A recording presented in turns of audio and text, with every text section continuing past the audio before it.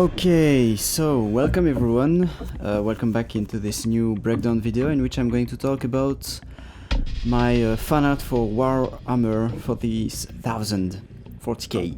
So, as usual, I apologize for my hesitations and mistakes when I speak, but I haven't really prepared anything for this video, so I'm going a little bit like that, finding stuff to say on the fly, which I'm not really used to, but however, hopefully it will turn out okay. It's quite a long video, 1 hour and 10 minutes, more or less, and to give you an idea, the whole painting process took more or less 40 hours, not minutes. So a lot happened during the making of this drawing, and to give an overall, idea of how I proceed when I'm making a painting.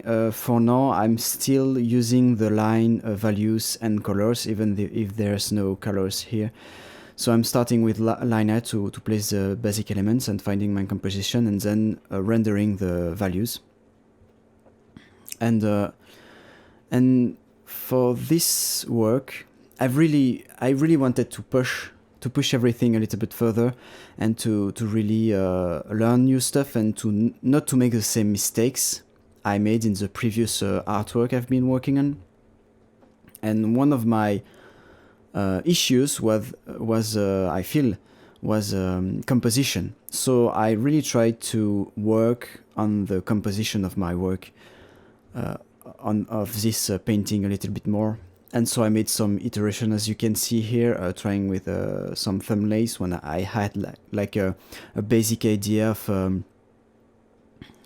Imperial Guards, which are basic human soldiers in that universe, if you don't know the lore of Warhammer 40,000.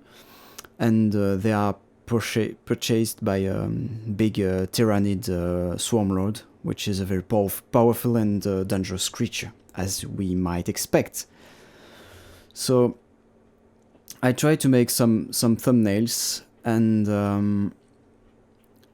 after the thumbnails were done, I just posted them online and talked with friends to see which one was the best with my intentions. I wanted to do something quite oppressive and dynamic. So I went for the third decision, as you will see soon. A little note I'm going to make is that I don't think efficiency is something I need to work on, really, because during the making of this painting, I really saw that I was hesitating a lot and doing stuff too much, rendering something for too long and then going back because that thing is not correctly made, or the design is not okay, or the lighting isn't okay, or it's not at the right place, or simply because the whole picture doesn't work and need to be changed. And so, as you can see, I feel like I'm over rendering my thumbnails, and I'm coming back sometimes to add some details which are not really necessary. And there is a third idea I've had, which was really like the camera is really low and everything seems to fall on the viewer and be really oppressive. Of course, a lot of things are going to change in the process of the painting. It's how I work. Most of the time I throw basic ideas, I try to jump on it relatively quickly, so not to pass too much time on the let's say, once I have my global idea, once I have a direction, I try to jump on in that direction and not to hesitate too much. However, as I said, I still need to work on how I place my energy. For example, I feel that in this painting, I really focus too much on certain details, while I should have focused more on the overall aspect of the picture. And as I tend to lose myself in rendering, it's something that's basically make me lose time. So I use 3D. I tend to use 3D as a reference on my for my work. I don't do much overpainting because I don't really like the final aspect. I don't feel like my technique is good enough. So I usually go for a quote traditional digital painting thing, and I use pretty much anything. Like as you can see, it's Alien Queen. It's a free model found on the internet, and I modify the things and try to see a little bit how the the perspective acts and how it's distorts the shapes to have a better idea of how to paint my stuff, basically. And also to have a better idea of the proportion, for example, the proportions of the humans in front. However, as you will see soon, perspective is still going to be a very big struggle for me. In fact, I could say that everything is going to be a struggle for me. I'm going to have difficulties for everything. For the lighting, for the perspective, for the anatomy, which I feel is a little bit clumsy, but as I said, I've worked on that painting for a little bit less than 40 hours. So I was quite kind of tired at the end of it, and I wanted to pass to something else. So I decided to left it at the final result you will see in 1 hour and a few minutes. So, as you can see, I'm just going on with line arts and trying to fix my my ideas. I made a mistake to reuse like the part of a sketch that was really well done, but in my opinion, that's why I reused it. But the perspective was wrong. So what's going to happen for the next, I don't know, 10 hours or so, is that I'm going to lose the perspective of my idea, and I'll have to correct it later. I'm playing with the shapes and the place that the elements take in the space. I guess that if I wanted to make something really impressive, like a big dangerous monster that is really a menace for the main characters, the best, I think, idea composition wise would have been to make it take a bigger space on the canvas, while here they are taking the same place, so they're more like, it's more equilibrate and less, let's say, maybe it's a little bit less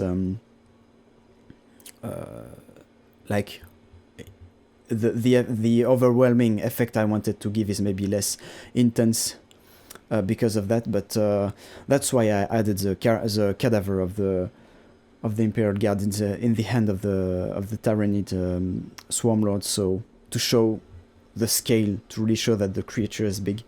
An effect that I'm going to enhance by using atmospheric perspective. And I really like in my work, for those who have seen it, I really like to put like a lot of mood, and I really like fog and atmospheric perspective. I tend to exaggerate them to really create like a thick atmosphere, and I think it really worked here, as you will see. At least to me, maybe you disagree. I don't know. It's your right. Huh? So it really gives, in my opinion,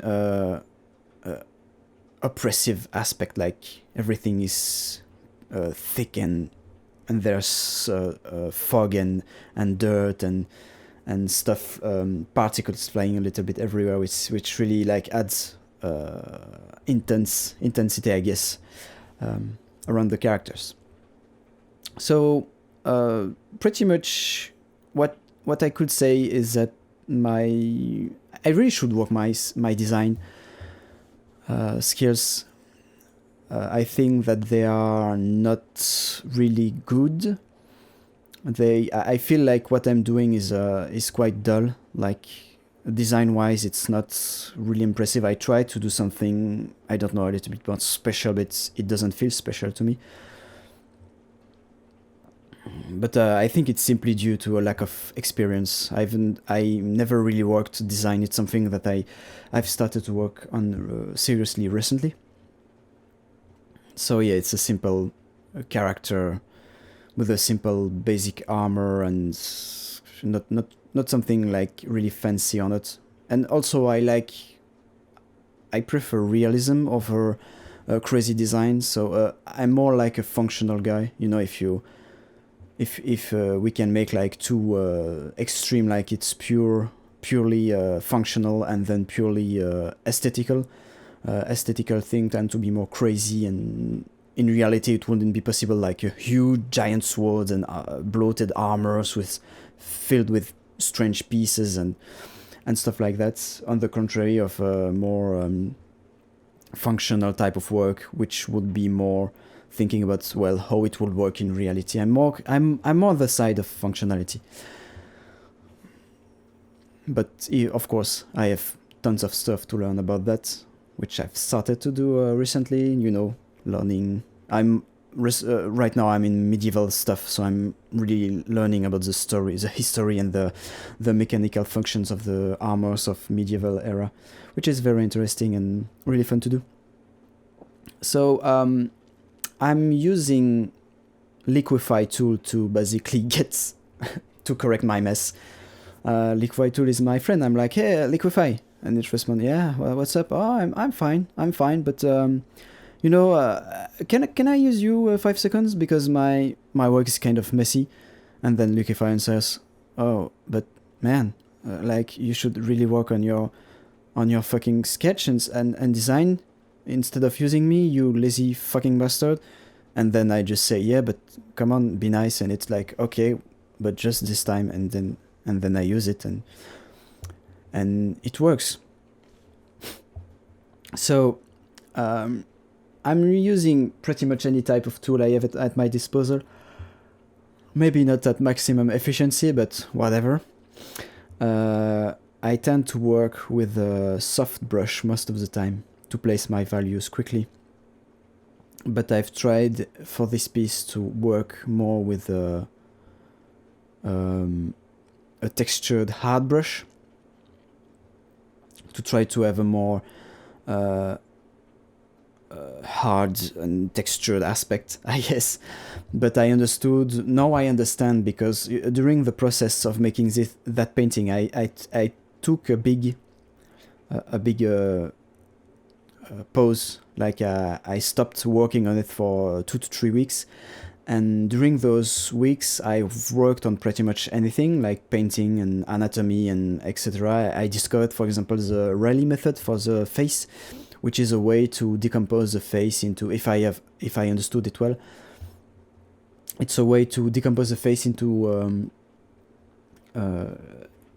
small surfaces, like planes, and a little bit like a low poly version of the face, to really understand how lights interact with that volumes. And that structure is the same for every face. The number of planes and their placement is the same, and it can be applied to any faces, but of course their shape can change.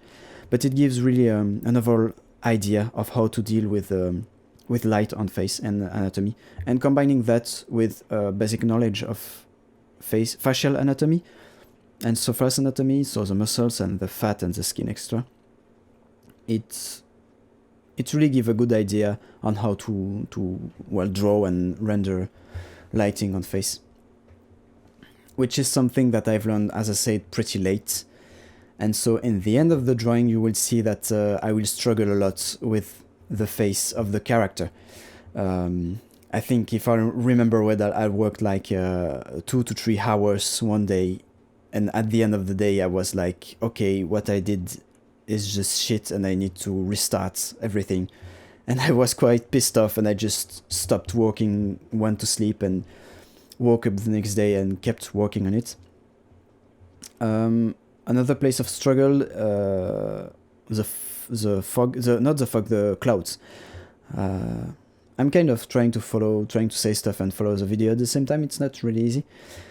So, well, like everything else, I'm going to change completely the clouds at some point. Working a little bit on the design of the creature, of the Swarm Lord. That kind of big, menacing creature with 4 arms, because, you know, why the fuck would they have 2 arms? Like, it would be too easy, right? A little bit of challenge sometimes.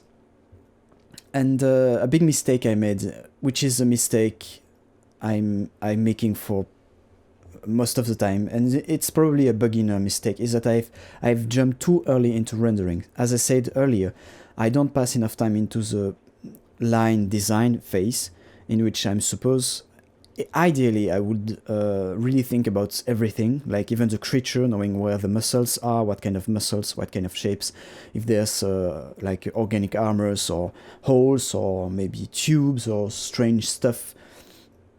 I didn't really had that kind of precise idea of how the creature was going to be, and I started to render it nonetheless, which mean that while making it, I'm going to modify the thing and change it, and I don't really know like what I'm doing, so the rendering is not great, and then I go back and forth and lose time.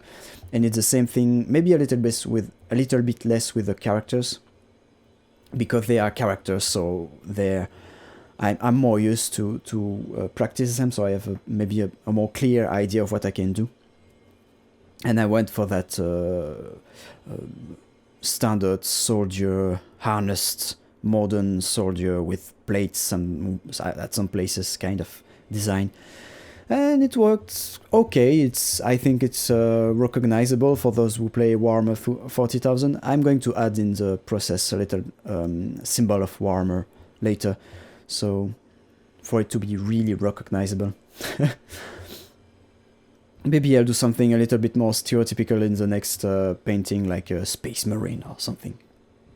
Space Marines are everywhere, like big guys with big armors and big guns, and like I can't really blame the artist. You know, who wouldn't like to draw big guys with big armors and big guns and big explosions and big everything?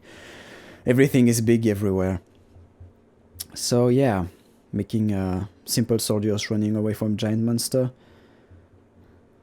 with a lot of scars on the character, because Warhammer 40,000 fans know that everyone in that universe have tons of scars everywhere, and especially on their faces, to reassure that they're fighting, you know, creatures and demons, and the thing fighting morning and in the afternoon and the evening and in the night, with fighting stuff and dying, and it's like, you know.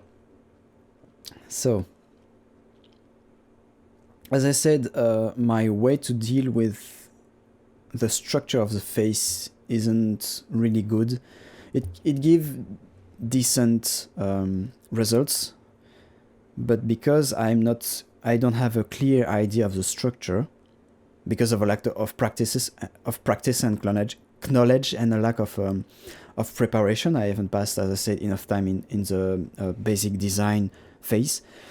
What's going to happen is that I'm going to progressively lose the perspective distortion. So I'm going to render the stuff, and progressively you will see that my the sense of perspective, especially on the face and on the creature, on the Tyrann monster, are going to go away, because I'm not used to work in that kind of perspective. So I tend to make everything like the camera was placed at the level of the eyes and watching straight away, so like me watching stuff in front of me, because I'm not used to really force myself to take a more exaggerated perspective, like here.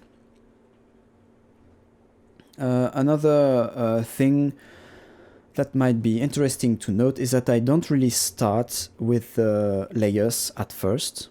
Maybe I have like 1 or 2 layers, but what's going to happen is, to improve the workflow and to be more efficient, what I do most of the time is that, so I put I work a little bit of on my thing, even if it's on 1 layer, and then I'm going to use the lasso tool and separate the shapes once I start to have a more precise idea of what I'm doing. So once I feel like, okay, the shape is globally okay, so I'm going to select it, I'm going to make it a new layer, and I'm going to work with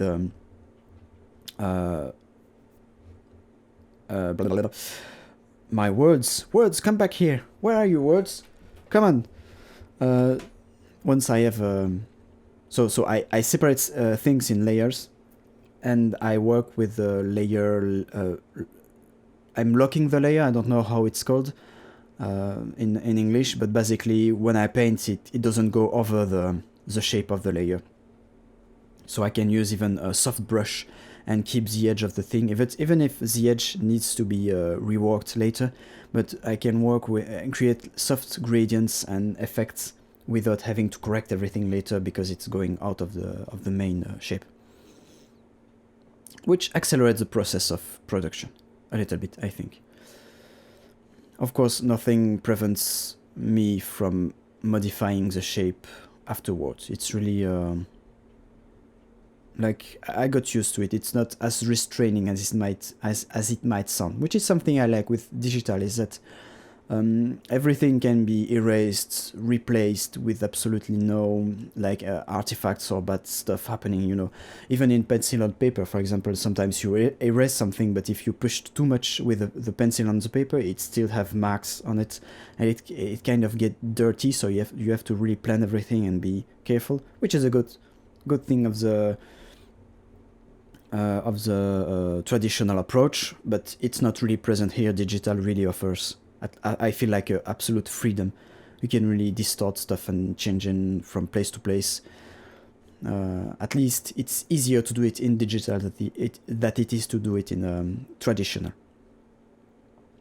So, keeping on adding a lot of details that I'm going to change later because they haven't been thought much.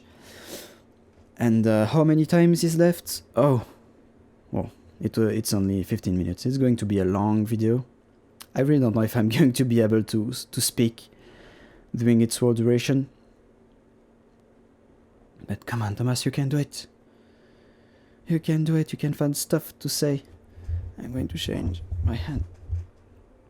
So, having fun with values and thinking about the design. I'm sorry if the video is quick. I try to find a good way to a good balance between speed and readability, I guess. Because make it slower would have meant that the video would have been like 2 hours long, and it's a little bit too long. So at this point, I'm still figuring out basic stuff and progressively adding some details. Like creativity is a self-generating process. It's not. I understand now that creativity isn't something that happens like you have like a creativity explosion and you just go on.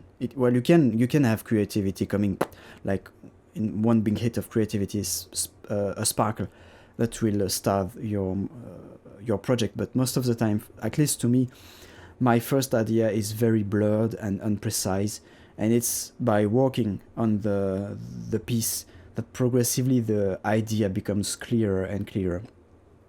But I've also noticed that I tend to lose, the more I work on my piece and the more I lose interest for it. Like the excitement is varied, like it changes during the process. It tends to really get low at the very end of it. Except if I find something very cool that like a happy accident that really makes something looks really great that I really like, without being like something that I expected, which can restart my motivation. I'll be like, oh, that's actually, it's look nice, and I'm going to work on it a little bit more. But most of the time when I work on a piece for that long time, it slowly get down, and at the end I just want to finish it and stop it and start something different. Especially since I feel like I have some well, you know how it is like to be we are our worst critic. And so I really don't like it when it doesn't look right, and I will tend to think that everything I do isn't really amazing. So yeah, I can't really offer subjective critique of my own work. I don't really know if some artists are capable of doing it, but I certainly don't. So yeah, the lighting is changing a lot. I haven't really decided of a precise lighting. I wanted, I wanted it all. Like I wanted highlights from behind it, and like very dramatic lighting from in the front, but it changes for the creator behind. So it's kind of messy. I haven't put enough thought before starting it. I've been really, and I am very influenced by the work of Dave Rapozza, which I'm a huge fan of. And I really like the way he's making those very realistic lights and shadows. And so I tried to emulate that a little bit. I will let you judge if it's good or not. As I said, I don't consider it very great. It's kind of a mess in my head when I think about those kind of work. I'm like, oh, is it good or is it bad? And I'm going to be, I don't really know. It's messy and imprecise in my head. I've thought about it so much and I've been concentrated. Words. I've been concentrated on them for so long and so intensely that I don't know anymore. You know, I just like, I don't really know if it's good or bad. Having fun sometimes and making crazy heads to my characters to make my hangout partners jiggle, like not jiggle, giggle, laugh, I guess. Yeah, there's a lot of laughing in this video. You can feel the laugh and the funny, and me trying to do silly jokes, right? I'm funny, right? So that face, man, was a constant struggle. Like it was haunting me in my dreams. I was seeing it. It was like, I'm not well done. And it's supposed to be a woman. I have no idea if it's still read as a woman in the final result. I think I could have made a better job at it. I used a ton of reference though. I really tried. I think it's going to be seen in the screen, in the canvas. I'm going to put reference right, right, you know, next to where I'm working, whatever.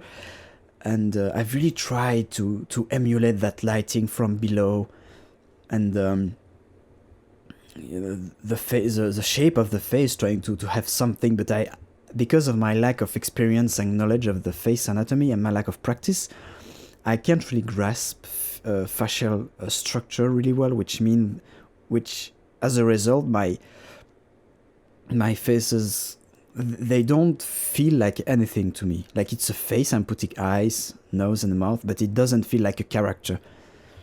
I'm not there yet, because I don't practice character design in a good way. I think I should be practicing face design and really thinking about very simple ways to put a character and to put a story in the face of a character.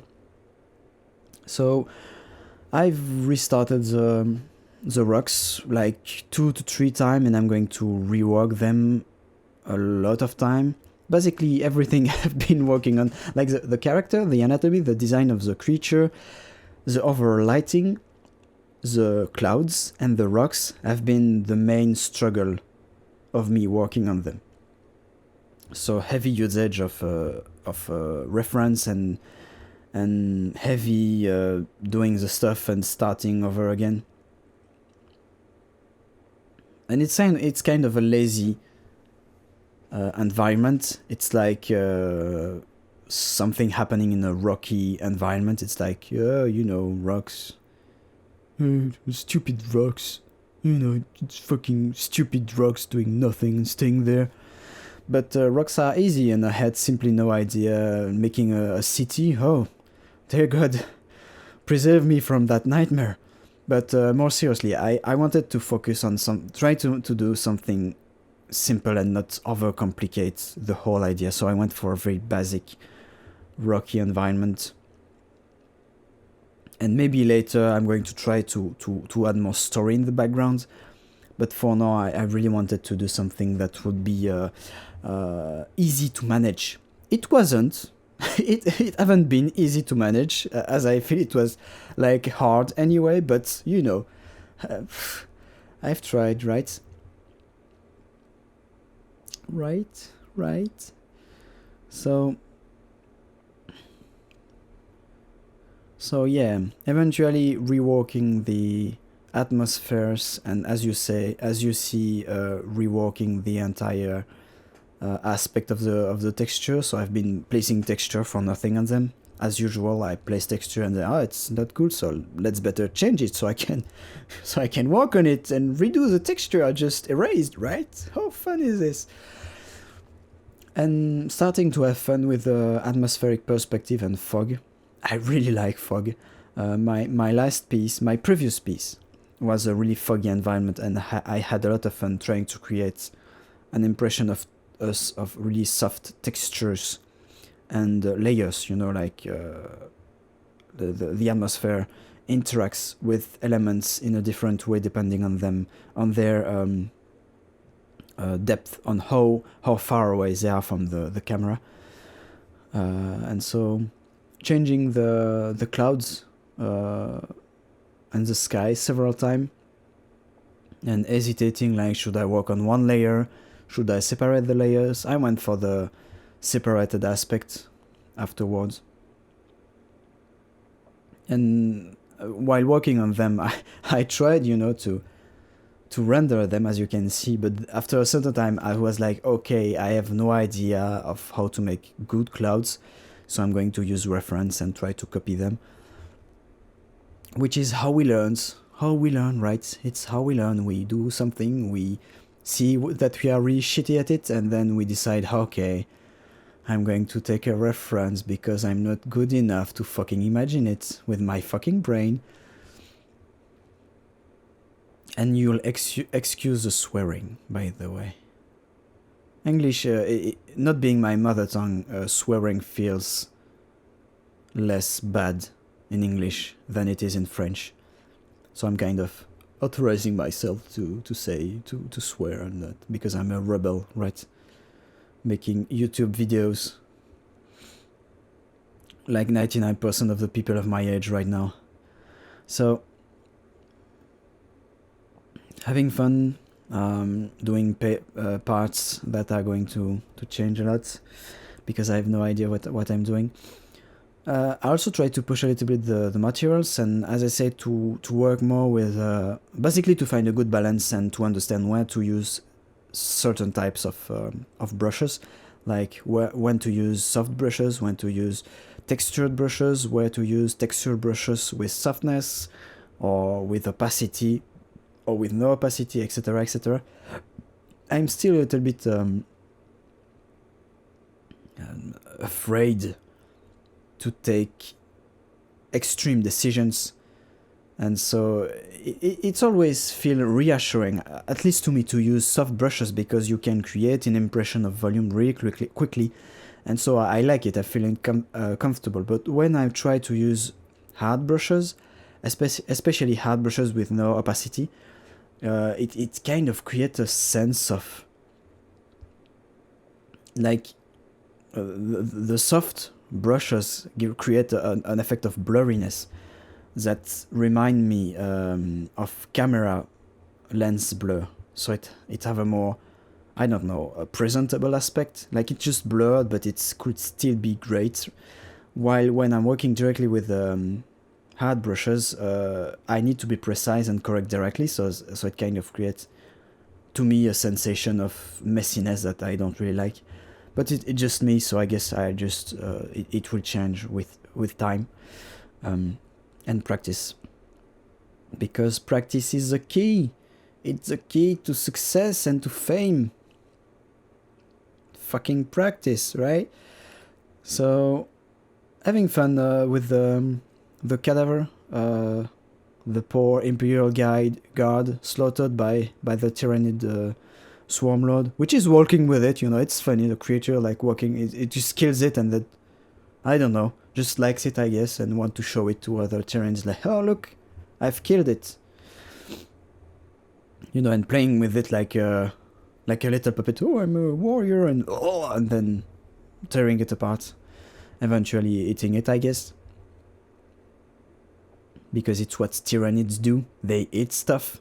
It's literally that. If you don't know the lore of the universe, tyrannids are like entire swarms of biological living weapons that just go to a world, eat it, and go to another world and eats everything in their path and just grow bigger and more numerous, and they just proceed like that, which is a very fair, I think, philosophy in life if you think about it. Eating is quite a funny thing to do, so why not just eat everything and just keep on eating everything forever, right? So I've eventually reworked the lighting and the atmosphere of the painting. As I said, I wanted to find a compromise between atmospheric perspective, but also trying to play on the contrast, to focus the attention of the viewer on the focal points, which are the face of the creature and the face of the poor lost Imperial Guard in front. I don't really know if it works. I feel like my composition skills are not really good, so it's probably messy. It's also, I like to put stuff on my painting and to focus on small areas, as you will see, and as you've probably seen. Like it's all fun, right? All right, it's like I'm doing rocks now, and I like to do rocks, and so I'm going to do rocks, and then I put a lot of details in them, even if it's like the rock on the background hidden behind something and you only see a small part of it and it has no value to the story, but I just like to put details on them because rocks, right? And it's the same for the sky. I'm going to pass a lot of time on the superior part of the clouds, which I really like that. A very round, soft aspect of clouds, like really big and precise clouds that we see sometimes.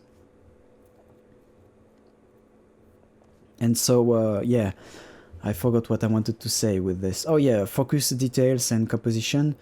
I don't know, I will let the public, you being the judge of the efficiency of my composition skills.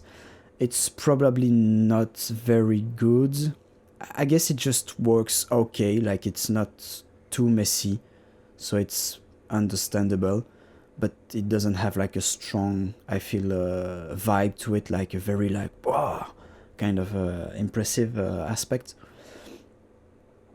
But again, I might be wrong. Something that was hard to me was to understand how to make clouds. And again, I understood that it's necessary for clouds and for anything to really see them at volumes. So basically clouds are big round spheres placed a little bit everywhere, or at least that kind of clouds, and you just have to light them like spheres depending on your light source, and then play on the texture of them. And also think, like, if you want to do really good clouds, but I'm not good at them, is clouds are not solid elements. They are a pack of water, you know, of vapor, and it's ultimately it gives a very like translucid aspect, like the lights tend to go through them and bounce everywhere. So it's like if I try to think about those things, I feel like my brain is like, there's a moment like just go, no, fuck that, I can't think about that kind of rendering, you'll do something simpler. So as you can see here, having fun with rocks, with reference, and then going to the face and telling myself, okay, so I need to add details and texture, and to be at least as precise on the face that I've been on the rocks, because it will be strange to have a blood face and very sharp rocks on the side. And you can see the struggle. The struggle continues. I've used a lot of reference from an artist named Travis Charest, which is an amazing comic book artist, which I really, really like. Doing very amazing rendered stuff. I don't know how we do his work. I'm going to search for it, but it's like, you know, that sweet spot of something simple but yet detailed and complex. So it's very fun. The method I've been using, as I said, for the face, you can see me using a reference, and then I've inverted the reference, the values of the values of the reference, so I would have like a better idea. You know, in the reference, the lighting comes from the top, so if I want to do a lighting coming from below, if I invert the reference, I thought like maybe it's going to give me a good idea of the volumes of the face and how to render them with an inverted lighting. So yeah, struggling. Thomas is struggling. The structure is not like the hands. The proportions are a little bit off, I feel, especially for the hurted the soldier on the shoulder, the hurted soldiers. He's a little bit too small. I'm going to modify, as you will see, the length of the leg and the way his hips are placed, which are very wrong right now. It's like if he have very thin hips, very thin hips, and placed too close to the shoulder of the main character. And here I'm focusing on details again. Too much focus on small things while there is still problems of construction, which is basically, I'm going to be honest, I try to avoid that.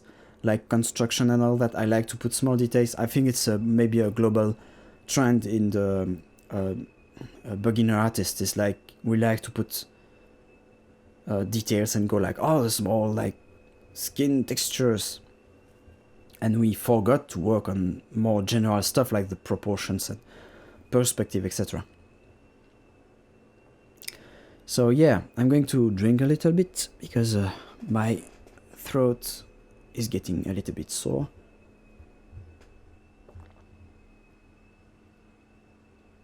Yeah.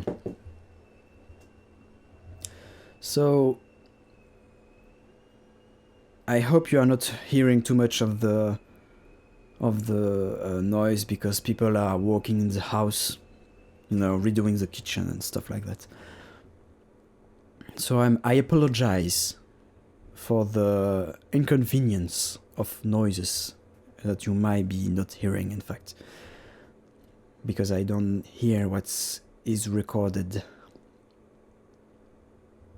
Alright, so it's pretty much a straightforward rendering craziness going on right now, and as I said, I tend to lose the vision, the global vision of my work as I'm rendering it. So I'm basically working on a small stuff and then working on another small stuff, you know, working a little bit there, then working a little bit there, and it's why it's very messy. Like it moves a lot. I apologize for it. I don't really think about the quality of the readability of the recording while I'm working. So what I did is I put the navigation window like in the big, so I hope that it gives a good vision of the overall advancement of the work, while the main canvas gives a more precise vision of what I'm doing, like precisely in the moment. So redoing the rocks for the, I don't know, 100th time, whatever.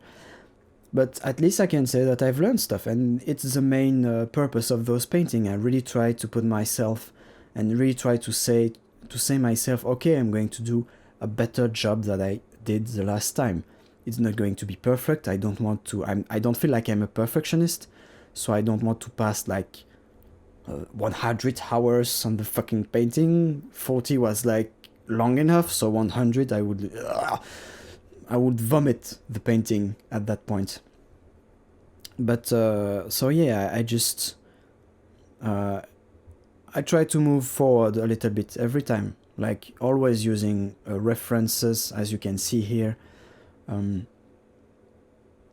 I've limited myself in black and white, so I really wanted to be like a value study thing, to really understand how to make values readable.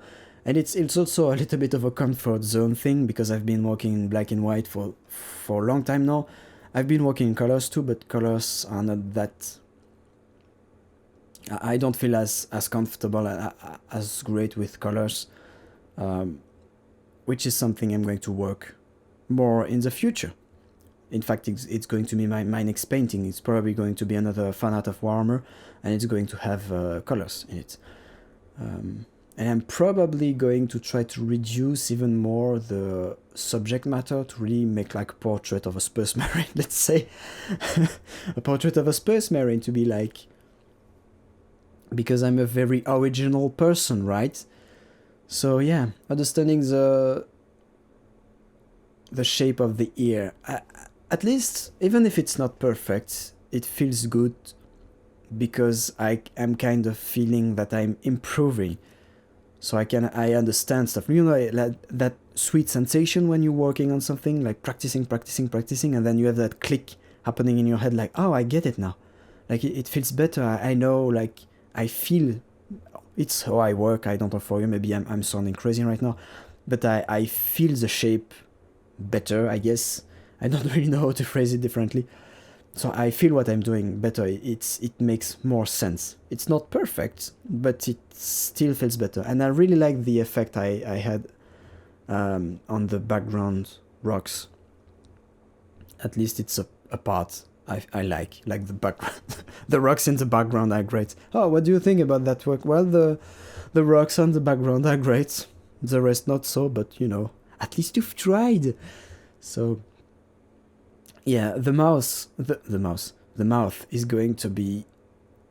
The whole face is going to be a problem, but the mouth, more precisely, is going to be something that I will have a lot of trouble to do, as you will see.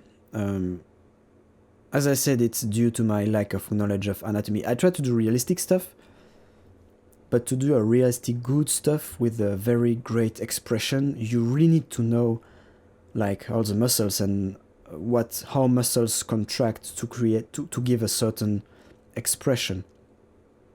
And if you know how the muscles works, you know how they are going to affect the surface anatomy, and you know where to place, you know how the volumes are going to be placed. And if you know how the volumes are going to be placed, you know how you can place your lighting, the shadows, depending on the lighting, on the light source. And it happened to me like that, fuck you for my brain to me when I try to render something complex. Like with the clouds, you know, I try to think about, how the light is getting through them, and like the subsurface scattering, I guess it's called, I think. And my brain was just like, no, I can't do that, sorry, try another time. And I'm going to have the same problem while thinking about the shadows of my face in a more advanced and realistic way. My brain is going to be like, I don't know how to do what you want me to do. Stop it. Drinking it a bit. So it was, but overall, I think it's a correct piece. I feel like I'm leaving that very like bad place I was for a very long time. I felt very unsatisfied with my work, and that insatisfaction. I'm not. I don't really feel very satisfied, but a little bit more nonetheless. Like, it's not like, oh, I'm very happy of what I'm doing. No, it's more like, it's okay. Like, there is mistakes and all that, but I'm getting somewhere. I feel like I'm getting somewhere, like the effort is paying off. And you can see here that I'm working more with hard brushes, and I'm getting more and more comfortable to use them. And of course, that good old liquify tool. Oh god, thanks God for liquify tool, right? It's that tool is a blessing for me. Once I've discovered it, I was like, this is amazing.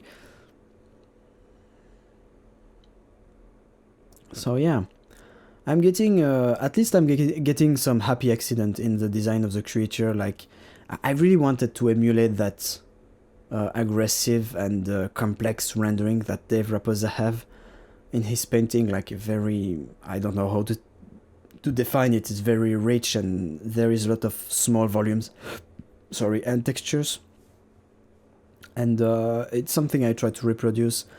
I feel like I'm still too smooth with my work, because it's how, as I said, it's how I work more with smooth brushes than with textured brushes. So it's, or maybe it's not because of the soft brushes, but I think that Dave Raposa is working with a soft brush too, but the way I'm using it is very smooth, and like, everything is very smooth, and there's gradients everywhere, and like, let's be nice and clean and round and blah blah blah. But I would like to be more like sharp and edgy and you know. Yeah, that's how I pictures the sound of texture artwork makes in my head when I watch it. It's like, I know, I'm trying too much. Anyway, I've used a reference of Travis Charest's work to make like the sweat, because I know that what I tended to do to make something looks sweaty, wet, was to work on an extreme kind of specularity. So for those of you who don't know, specularity is how lights bounce out of objects. It depends on the surface of the object. So the more texture and holes and little stuff there is, bumps, the more the light will bounce in a certain way. It will be more diffuse. While if you have a very a smooth surface, the light the specularity will be very smooth, and you will have really small gradients, smooth gradients. And so what I would do most of the time when doing wet elements is that I would simply add like a hard light, hard reflection, like a very strong white area.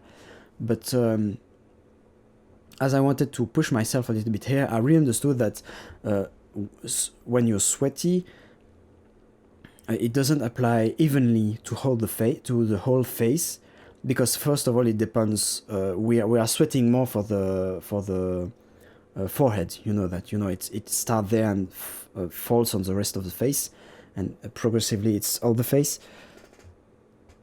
But it's also the light will reflect more on the skin holes, the pores of the skin.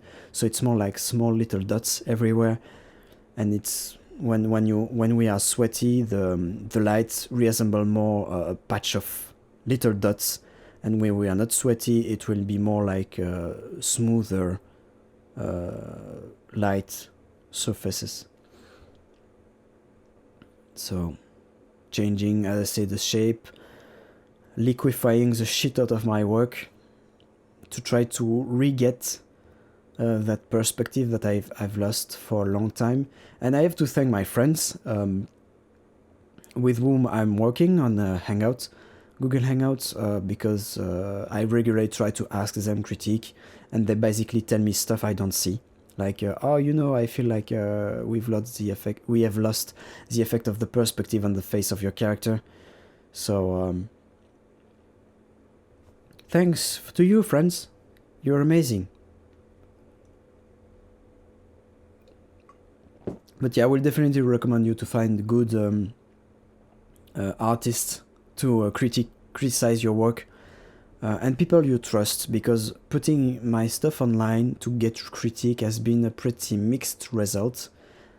It's not necessarily bad, but you have to find like the good person, and sometimes I feel like a lot of artists, beginner artists, want to give critiques for the sake of giving critiques, because it's kind of a trend on groups like Draw or Die and Level Up, etc. You know how I'm going to get there and give critiques and say what I think, but most of the time it's more like I'm going to say what I think about it, than actually give a constructed and constructive critique, which sometimes is unnecessarily rough and sometimes unnecessary, like just unnecessary.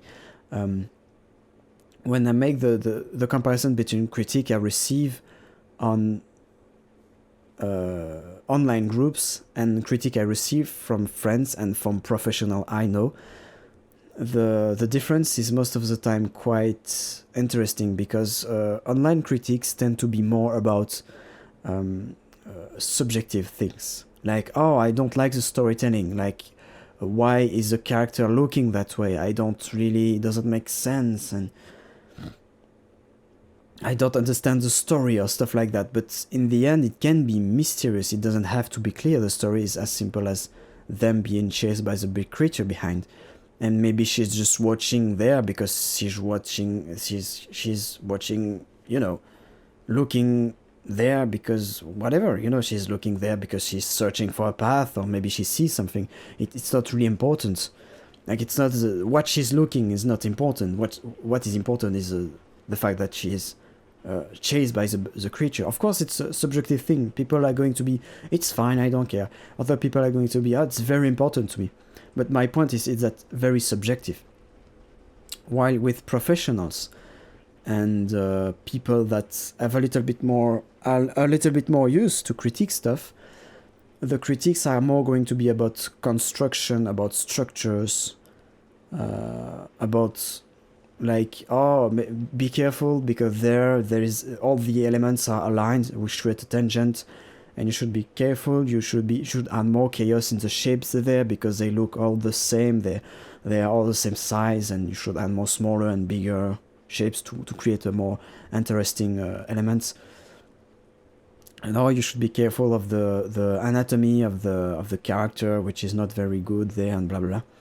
So of course you can have good criticism on online groups. It's not what I'm trying to say, but most of the time, the fact that everyone can say anything online can be good, but also you need to be prepared to find the good stuff in the, excuse me, but in the sea of shit that you will receive most of the time, which is a little bit the internet.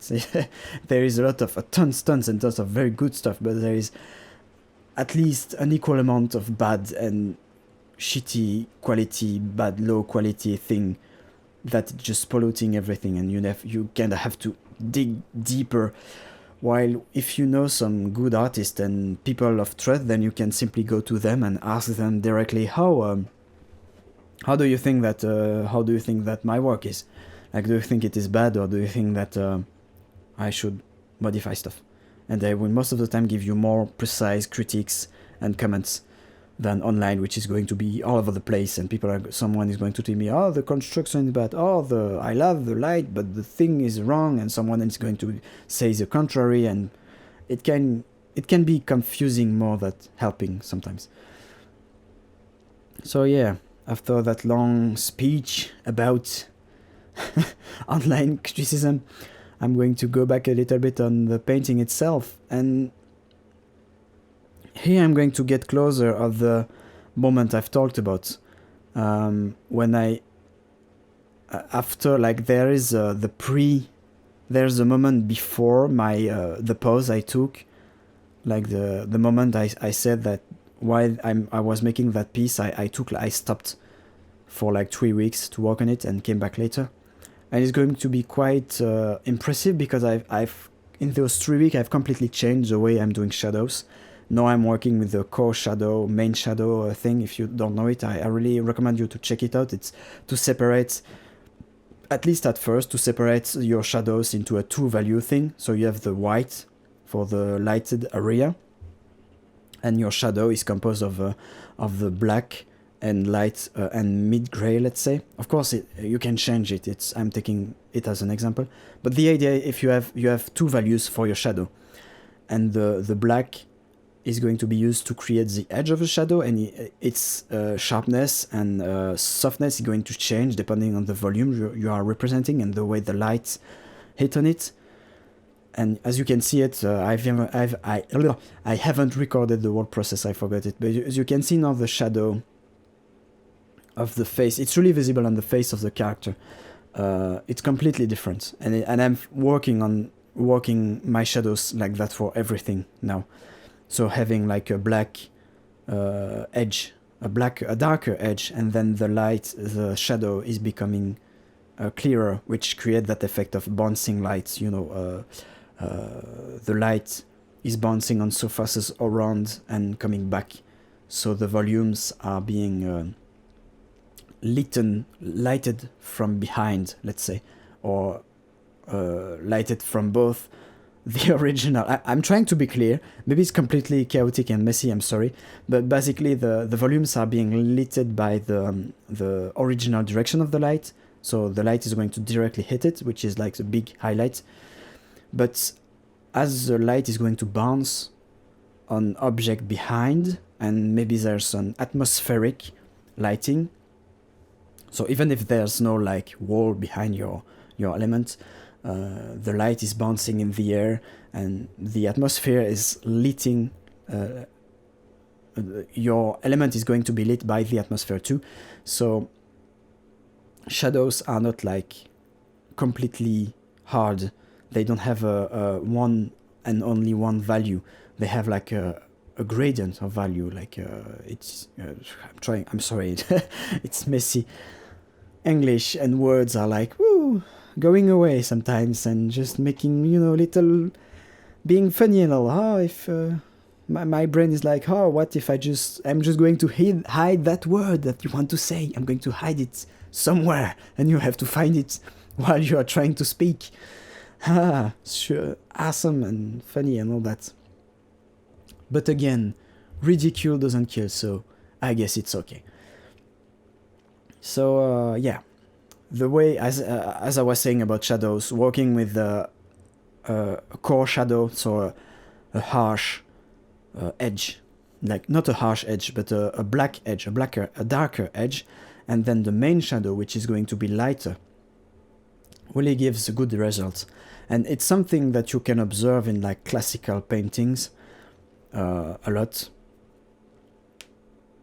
And I just love that effect. I just love the way it's rendered. So now it's what I've been talking about, the face struggle. I'm going to hate, like I remember the evening I was working on the face, like it lasted like 2 to 3 hours. But as I was progressing and feeling like I was failing, I just started to hate my drawing more and more. I was getting angry inside, like very angry in my head, like fucking, if my painting was a person, I would have wanted to hit that person in the face. Why don't you fucking cooperate with me? And so I was very like struggling, like searching for volumes and not really understanding what to do and how to do it. But eventually I just stopped, and I just went to sleep, went to bed. I just okay, I'm going to make it better tomorrow. But here I'm still thinking, and it's not bad, it's really the mouth and the area like right beneath the nose, which is the orbicularis oris or something like that, the muscle.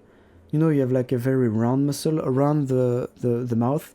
and the lips, and on the, I don't know the names, but you have 2 points on the extremity of the mouth, in which a lot of muscles are kind of intersecting and arriving and attaching. And I have a hard time figuring out how to place my lights and my shadows in that area. And so I'm going to struggle. Hey, come see me struggling when I'm drawing. It should be my slogan for like if I do live streams. Hey, people, I'm live streaming. Come to see me struggling to try to paint stuff.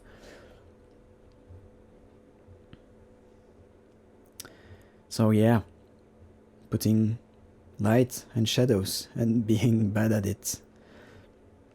Even I'm a little bit like exaggerating, of course. It's not like super bad, like, you know, oh, I'm fucking bad, you know. But it's how I felt when I was doing it, which is a very subjective impression, of course. Here you can see the Riley head, or more like me trying to apply it, which didn't like. I didn't really use it. It's a little bit before I decided to stop working on it and go to bed, because I was going nowhere, you know. I feel like it's good to know where to stop, not to let the frustration get to you too much, because it doesn't really help you. And so here I am the next day, after a good night of sleep, letting my brain make connections. You know, my poor brain, which is like, oh, he's drawing again, so I have to make those connections for him to draw better, because he's not going to be happy. Work, right? It's funny to say that while we are active, our brain is like maintaining activity, and then when we're sleeping, it's like, okay guys, he's sleeping, so we need to repair everything and make connections. And it's just getting even more active, like, or maybe not more active, but active in a different way. So here, placing textures and lights, really thinking about, as I say, specularity. And I will definitely try to have a simpler and more straightforward approach next time. Because right now, the way I'm painting is still very messy. I don't really know what I'm doing.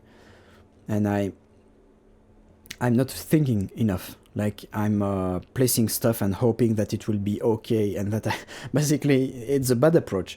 It's telling you, I don't know what I'm doing, but I will probably correct it later.